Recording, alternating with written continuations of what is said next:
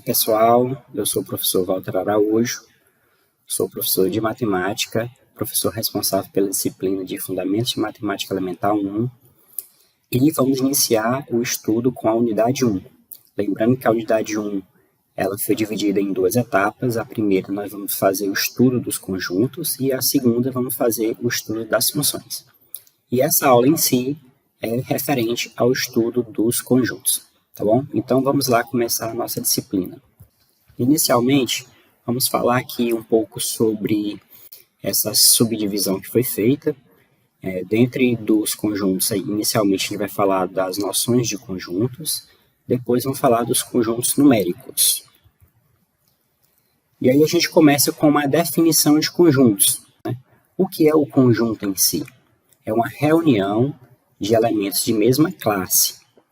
Vou dar alguns exemplos de tipo reunião é essa. Conjunto das vogais. A, E, I, O, U. Então, a gente está reunindo as vogais. Conjunto dos dias da semana. Segunda, terça, quarta, quinta, sexta, sábado, domingo. Nós estamos reunindo os dias da semana. Conjunto dos números naturais. 0, 1, 2, 3, 4, 5 e assim sucessivamente. Nós estamos fazendo uma reunião dos números. Então, sempre que a gente agrupa elementos de mesma classe, nós estamos com uma qualidade de conjuntos. Tá? E dentre essa reunião, existe uma infinidade de conjuntos que nós vamos abordar daqui em diante. E agora nós vamos falar sobre a representação dos conjuntos. Vamos falar dos elementos e da pertinência. Existem dois tipos de representação. Podemos fazer uma representação de chaves ou a representação no diagrama de Venn. Suponhamos que nós tenhamos aqui um conjunto A e que esse conjunto A tenha os elementos 1, 2, 3. Então, como é que eu represento esses elementos 1, 2, 3 em chaves? Eu abro aqui uma chave e coloco os elementos aqui. 1, 2, 3. Pronto. Isso é uma representação em chaves. E como é a representação no diagrama? Você faz aqui um conjunto da seguinte forma. Vamos fazer aqui um círculo e dentro dele a gente coloca os elementos. Os elementos é 1, 2 e 3. Tá? Portanto, nós fizemos aqui uma representação desses caras. Uma outra coisa importante é em relação aos elementos, né? Então, o conjunto A, ele tem os elementos 1, 2, 3. Como é que eu simbolizo isso? Então, eu posso dizer que o 1 pertence ao conjunto A. Então, isso é uma simbologia. O 2 pertence ao conjunto A, tá? Temos também aqui que o 3 pertence ao conjunto A. Por exemplo, o 4, ele não pertence ao conjunto A. Então, a gente coloca aqui o símbolo de não pertence ao conjunto A. Então, o símbolo de pertence é quando o elemento está dentro do conjunto e o símbolo de não pertence é quando o elemento não está dentro do conjunto que nós estamos nos referindo. Em relação aos tipos de conjunto, nós temos o conjunto vazio, conjunto unitário e temos conjuntos iguais. O conjunto vazio é um conjunto que não possui elemento. Como seria essa representação? Então, vamos supor que eu tenho um conjunto A e eu quero simbolizar como conjunto vazio. Existem duas representações. Posso simbolizar aqui, fazendo um zero cortado, ou então eu posso simbolizar também esse conjunto da seguinte maneira. Uma representação em chaves e não coloco nenhum elemento. Então, isso para mim é um conjunto vazio, ou seja, é um conjunto que não possui elemento. E se eu tivesse um conjunto unitário? Um conjunto unitário é um conjunto que possui apenas um elemento. Portanto, eu tenho aqui um conjunto A, e aí eu ponho apenas um elemento dentro. Aí eu sou obrigado a colocar as chaves. Mas se eu quisesse fazer também uma representação no diagrama, né, você faria aqui e colocaria o cara aqui dentro. Conjunto A, apenas um elemento. Conjuntos iguais, possuem os mesmos elementos. Ah, como assim? Vamos supor que eu tenha o conjunto A, que tenha os elementos 1 e 2. E vamos supor agora que eu tenho o conjunto B, e que tenha os elementos 1 e 2. Ou seja, então eu posso considerar que o conjunto A é igual ao conjunto B. Por quê? Porque possui os mesmos elementos. Suponhamos que eu tivesse um conjunto C, e que esse conjunto C fosse o conjunto 0 e 2. Ora, o conjunto C ele não tem os mesmos elementos nem de A e nem de B. Então, eu posso agora dizer que o conjunto A é diferente do conjunto C. Como também o conjunto B é diferente do conjunto C, porque não possui os mesmos elementos. Observe que o conjunto A e B são iguais e o conjunto C é diferente dos demais. E eles têm um elemento em comum, porque aqui no B tem o elemento 2 e no C também tem o elemento 2. Mas por que não são iguais? Exatamente por conta do zero. O zero está no C e o zero não está no B. E o 1 está no B e esse número 1 não está no C. Ou seja, existe tanto o 0 quanto o 1 que está em um conjunto e não está no outro. Então, necessariamente, esses conjuntos não são iguais. E aí, quando a gente fala de conjunto, é interessante nós falarmos dos subconjuntos. O que é um subconjunto? Então, a definição é o seguinte. A é um subconjunto de B, se e somente se, todos os elementos de A pertencem ao conjunto B. Então, ou seja, para me ter o A ser o subconjunto de B, os elementos de A têm que estar dentro do conjunto B. Então, eu fiz aí o exemplo, onde eu coloquei o conjunto A, o conjunto B e o conjunto C. Então, se a gente observar, o conjunto B, nós temos aqui o 2 e o 6.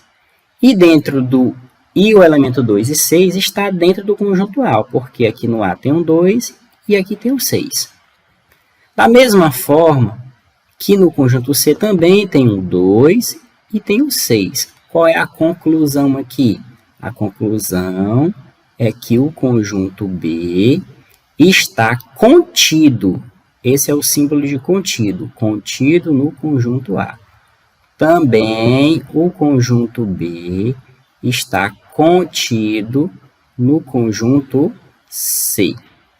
Ou seja, o conjunto B é subconjunto de A, como também é subconjunto de C. E em relação ao conjunto A e o conjunto C? Será se o A é subconjunto de C ou o C é subconjunto de A? Então, se a gente observar, eles têm o 2 e o 6 em comum. Porém, o número 1 e o 5 não está em C, como também o número 0 e o número 7 não está em A. Significa dizer que o conjunto A não está contido em C. Da mesma forma que o conjunto C não está contido em A. Então, observe que eu fiz símbolos aqui. O símbolo de está contido e não está contido. Tá? Existem mais dois símbolos também que a gente pode utilizar. Se aqui em cima eu disse que o conjunto B está contido em A e o conjunto B está contido em C, eu poderia ter dito também ao contrário. Que o conjunto A contém, aí a simbologia já é o contrário, contém o B. Como também eu poderia ter dito que o conjunto C contém o conjunto B. E em relação aqui, eu poderia também ter dito que o conjunto A não contém o conjunto C, como poderia ter dito que o conjunto C não contém o conjunto A. Então, essa simbologia de contém, não contém, está contido, não está contido, são simbologias que são utilizadas de conjunto para conjunto. Quando a gente utiliza A simbologia pertence ou não pertence é uma simbologia utilizada de elemento para conjunto. Agora nós vamos falar sobre as operações com conjuntos. União, interseção, diferença são as principais operações que podem envolver dois conjuntos. Então observe que eu dei um exemplo onde eu coloquei o conjunto A com os elementos 1, 2, 5 e 6 e o conjunto B com os elementos 0, 2, 6 e 7. Eu vou querer inicialmente a união, depois a interseção. Ó. Aqui eu quero a união, aqui eu quero a interseção e aqui eu vou querer a diferença tanto de A menos B quanto B menos A. Aí a primeira pergunta, o que é união de conjuntos? A união de conjuntos é você reunir todos os elementos de ambos os conjuntos envolvidos. Se a gente tiver elementos em comum, não precisa repetir esse elemento duas vezes, porque ele já está no conjunto. Então, necessariamente aqui, se eu quero A união com B, eu vou pegar todos os elementos de A e unir com os elementos de B. É interessante que se coloque na ordem crescente. Então, analisando os elementos de A e os elementos de B, o menor elemento é o 0. Depois do 0, o 1, o 2, o 3 não tem nenhum dos conjuntos, o 4 também não, o 5 está no conjunto A, o 6 está em ambos os conjuntos, e ainda tem o elemento 7 que está no conjunto B.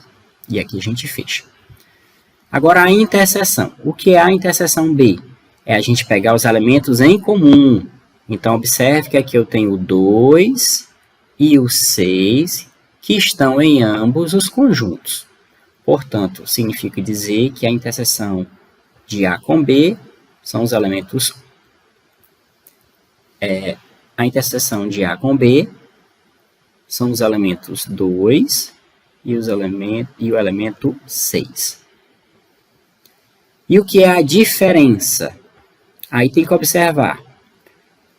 Quando eu estou dizendo que eu tenho A menos B, significa dizer que eu estou pegando os elementos em comum e retirando do A. Então, nós já temos a interseção, que são os elementos em comum. Portanto, significa dizer que quando eu estou pegando o A menos o conjunto B, eu estou pegando o conjunto A e retirando os elementos em comum de A com B. Mas o conjunto A, ele possui os elementos 1, 2, 5 e 6. E os elementos em comum é o 2 e o 6. Então, se eu retiro esses elementos, só vai ficar o 1 e o 5. Portanto, A menos B é o 1 e o 5. Da mesma forma, com a mesma ideia, você faz o B menos A. Só que eu tenho que retirar os elementos em comum do B. Ou seja, eu já marquei aqui em cima que os elementos em comum do B é o 2 e o 6. Então, se eu retiro esses caras, só vai ficar o 0 e o 7. O 0 e o 7. Então, isso é a diferença dos conjuntos. Então, vale ressaltar, né? É bom colocar isso como uma observação, que se eu estou fazendo o conjunto A menos o conjunto B, na prática eu estou pegando o conjunto A e retirando os elementos da interseção de A com o B, tá? Se eu for fazer B menos A, você pega a mesma ideia. Agora nós vamos falar sobre o número de elementos dos conjuntos. E aí, quando se fala em número de elementos conjuntos, tem essa fórmula para ser utilizada, que o número de elementos de A unido com B é o número de elementos de A mais o número de elementos de B menos o número de elementos da interseção. Isso aqui acontece, a gente tira essa interseção, porque quando você faz a união de dois conjuntos, necessariamente você está pegando todo mundo que está no A e todo mundo que está no B. Só que pode existir elementos que estejam nos dois conjuntos. E aí o que é que você faz? Você soma os elementos de A mais os elementos de B e tira a quantidade de elementos que tem em comum, que é para você não contar duas vezes com ele. Eu coloquei um exemplo aqui, novamente aqui, nós temos o conjunto A e o conjunto B, e eu quero saber o número de elementos do conjunto A, o número de elementos do conjunto B e depois a interseção. E também vou fazer essa representação no diagrama. Então aqui é simples, é só contar. Eu tenho, quantos elementos eu tenho no conjunto A? 1, 2, 3, 4. Nós temos 4 elementos aqui. Quantos elementos nós temos no conjunto B? Também nós temos 4 elementos, porque é o 0, 2, 6 e 7. Quantos elementos nós temos na união? Aí, vamos analisar. Se eu fosse pegar, unir A união B, fazendo aqui de ladinho, então, A união B. Quem seria? Nós já fizemos isso na questão anterior. 0, 1, 2, 5, 6 e 7. Ou seja, nós temos 6 elementos. Observe que o 2 e o 6, que são elementos em comum, eu utilizei eles aqui, mas apenas uma vez. Por isso que é necessário a gente fazer essa retirada da interseção. Porque se eu contasse com ele 2 vezes, o número de elementos seria 8. Seria 4 mais 4, 8. E não é isso que acontece. Então, o número de elementos de A unido com B são 6 elementos. Aplicando a regrinha lá em cima, se a gente observar, como foi que apareceu esses 6 aqui? A gente pegou o número de elementos da interseção, que equivale a 2, e retirou dessa soma, 4 mais 4. Então, na verdade, esse 6 que nós encontramos aqui, ó, ele surgiu da seguinte forma. O número de elementos de A, que foi 4, mais o número de elementos de B, menos o número de elementos da interseção. Então, 4 mais 4, 8, menos 2, 6. Foi assim que ele apareceu. E se a gente fizer essa representação aqui no diagrama de Venn, então nós temos essa representação da seguinte forma. Aqui nós temos o conjunto A e aqui nós temos o conjunto B. Tá? Quem são os elementos que estão em A? 1, 2, 5, 6. Quem são os elementos que estão em B? 0, 2, 6 e 7. É interessante se colocar logo os caras da interseção. Então, a gente sabe que aqui dentro da interseção nós temos o número 2. Aqui nós temos o 2. E temos também o 6. E aí fica quem? Para que a gente colocar ainda, completar no conjunto A.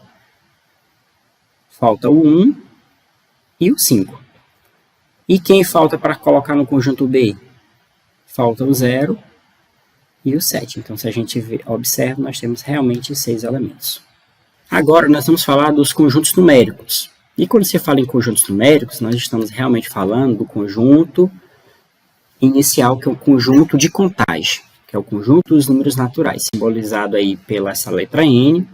E o conjunto dos números naturais começa com 0, 1, 2, 3, 4, 5 e assim sucessivamente. E aí existe uma grande discussão. Alguns defendem que o 0 não pertence ao conjunto, outros defendem que o 0 pertence ao conjunto, mas enfim, nós vamos fazer a consideração que o 0 está contido nos naturais para o nosso curso. E aí existem alguns casos especiais, né, dentro dos naturais, que é o conjunto dos números pares, 0, 2, 4, 6 e assim sucessivamente, o conjunto dos números ímpares, 1, 3, 5, 7 aí sucessivamente, o conjunto dos números primos, 2, 3, 5, 7. Vale fazer a ressalva que o número que é um número primo é aquele número que é divisível por 1 e por ele mesmo. Ele só possui 2 divisores, o 1 e ele mesmo. E observe que esses conjuntos citados são conjuntos que estão dentro dos naturais. Portanto, eles são subconjuntos dos naturais. Pessoal, continuando aí os conjuntos numéricos, vamos falar agora do conjunto dos números inteiros. Então, o conjunto dos números inteiros é um conjunto que surgiu a partir da necessidade de fazer essa referência às coisas negativas, né? Porque o conjunto dos naturais ele ficou insuficiente, como, por exemplo, medição de temperatura. Então, existem as temperaturas positivas, mas existem as temperaturas negativas. Então, necessariamente, foi necessário criar esse conjunto dos números inteiros.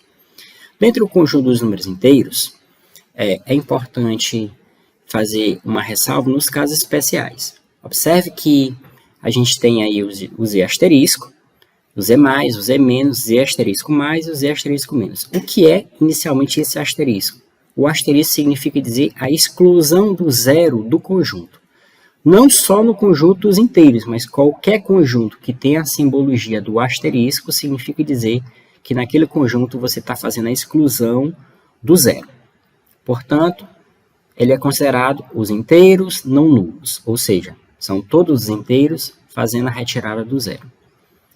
O que é os inteiros não negativos? É representado pelos emais, ou seja, é os números inteiros tirando a parte negativa. Então, ficou os emais. 0, 1, 2, 3 e assim sucessivamente. Os inteiros não positivos, é os E-, ou seja, ele retirou a parte positiva dos inteiros. Então, a gente ficou com o 0 e a parte negativa. 0, menos 1, menos 2, menos 3. E aí vai embora. Os inteiros positivos e os inteiros negativos, a gente está pegando os dois conjuntos anteriores e colocando o asterisco, ou seja, fazendo a retirada do zero. Então, quando eu retiro o zero, eu tenho realmente os inteiros positivos, a gente só ficou com os inteiros positivos, e tenho também ali os inteiros negativos, né, ficando só com os números negativos. É importante fazer aqui uma ressalva, que o conjunto Z+, ele é idêntico ao conjunto dos naturais, né? Como esse cara aqui, ó, o Z+ asterisco, ele é idêntico, ele é o mesmo conjunto dos naturais, fazendo a retirada do zero, né? Dos naturais asterisco. Pessoal, agora nós vamos falar dos conjuntos racionais. A definição é todo número da forma A sobre B, com A e B pertencente aos inteiros e o B diferente de zero. Alguns exemplos aqui de números irracionais. 5 sobre 2, menos 1 quarto, 4, menos 3 quintos, 0, 2 terços. E existe uma infinidade de números racionais. Observe que nos números racionais, eu posso ter dois tipos de número. Eu posso ter um decimal exato e um decimal periódico. Então, dos exemplos que a gente colocou aqui em cima, observe que o 5 sobre 2, se você vai dividir, dá 2,5. Ou seja, é um decimal exato porque não existe uma dízima, não tem um cara que está depois desse 5 se repetindo. Se você coloca, por exemplo, 2 terços,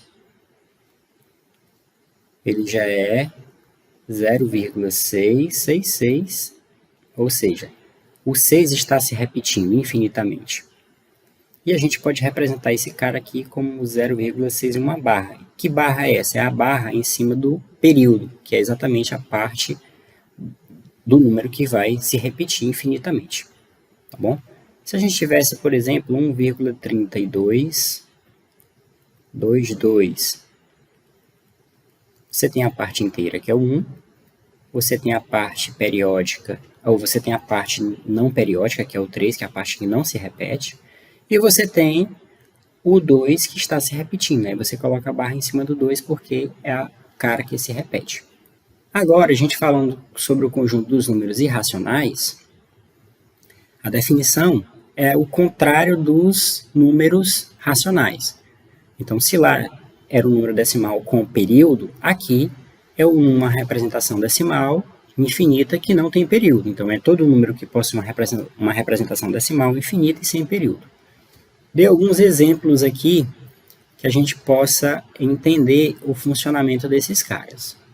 Já em relação ao conjunto dos números irracionais, que tem a simbologia do conjunto I, a definição é que todo número que possui uma representação decimal infinita e sem período é considerado número irracional. Olha só, se lá no conjunto dos racionais nós tínhamos uma representação decimal infinita e com período, aqui é sem período. Então, os dois conjuntos, eles não possuem elementos em comum. Um exemplo aqui. Nesse primeiro exemplo, você observa que você não consegue saber quem é que vem depois do 7. Por quê? Porque não tem uma lógica correta, não tem uma representação. A mesma coisa acontece com casos específicos, como, por exemplo, o π, o raiz de 2. Quem é o π? O famoso π, 3,1415,926, você não consegue saber quem é que vem depois do 6. Tá? A mesma coisa acontece com os números no formato de raiz também, raiz de 2, 1,41, 42, 136, você fica sem saber quem é o próximo número. E falando em números com radical, toda vez que você pegar números com radical e aqui dentro, em específico, for números que tem uma composição em que você não consegue colocar no formato fatorado, em que a potência seja igual ao índice, esse número vai ser um irracional. Então, imagine que você tenha um cara no formato raiz de 1A, aí aqui tem um expoente P, e aqui eu tenho um N. Só que esse N, ele vai ser diferente desse P. Se esse N for diferente desse P, esse número aí, raiz enésima de A elevado a P, ele é um número irracional. Tá? E por fim, a gente consegue fazer o conjunto dos números reais, onde é a união do conjunto Q com o conjunto I. Ou seja, quem são os reais? É a reunião de todos os elementos dos racionais com todos os elementos irracionais. Aí a gente tem o nosso conjunto dos números reais. Então, pessoal, espero que vocês tenham entendido a aula, mas nas dúvidas existem os fóruns, vocês podem deixar mensagem nos fóruns, vocês podem ir estudando o material de apoio, e qualquer dúvida nos contacte para a gente auxiliá-los, tá bom? E aí até a próxima aula, e a próxima aula a gente vai dar continuidade ainda da unidade 1 e vamos falar sobre o estudo das funções. Até mais!